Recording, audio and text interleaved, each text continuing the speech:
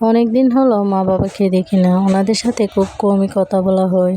তো ওনাদের জন্য মনটা বেজায় খারাপ ছিল। তা বুঝতে পেরে আমার হাজব্যান্ড বলল, চলো তোমাকে তোমার বাপের বাড়ি থেকে ঘুরিয়ে নিয়ে আসি। তো আমরা প্ল্যান করেছিলাম যে সকালে যাব এবং বিকালে চলে আসব। তো যেই বলা সেই কাজ, ফ্যামিলি সহ চলে যাচ্ছি বাপের বাড়ি। তো হ্যালো এভরিওয়ান, আসসালামু আলাইকুম। কেমন আছেন? আশা করি সবাই ভালো আছেন।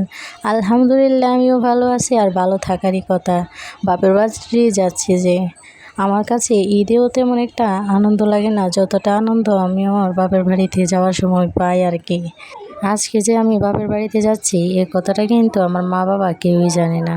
ওনাদেরকে গিয়ে সারপ্রাইজ করব, তো সেই জন্য না বলা। তো এই যে এই রাস্তাটা দিয়ে হচ্ছে আমরা আমাদের গ্রামের বাড়িতে যাই। আর রাস্তার দুপাশের মনোমুগ্ধকর সৌন্দর্য দেখলে মন এবং প্রাণ দুটোই ভরে যায়। তো বলতে বলতেই কিন্তু প্রায় আমাদের গ্রামে চলে আসলাম।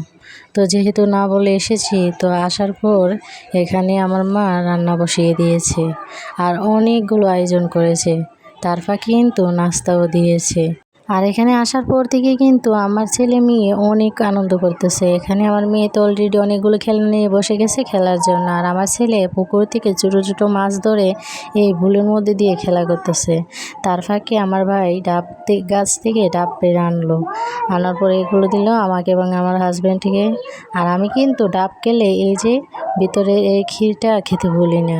আমি তো এগুলোকে, বা আমাদের এলাকায় এগুলোকে ক্ষীর বলে, আপনাদের এলাকায় কি বলে অবশ্যই কমেন্ট করে জানাবেন। তো নাস্তা করার শেষেই চলে আসলো আমাদের দুপুরের খাবার, আর খিদেও লেগে গেছে প্রচণ্ড। তাই দেরি না করে চলে আসলাম হাত মুখ ধুয়ে খাবার খাওয়ার জন্য। তো আজকে এই পর্যন্তই। সবাই ভালো থাকবেন, সুস্থ থাকবেন, আর হ্যাঁ অবশ্যই নিজের খেয়াল রাখবেন। আল্লাহ হাফেজ।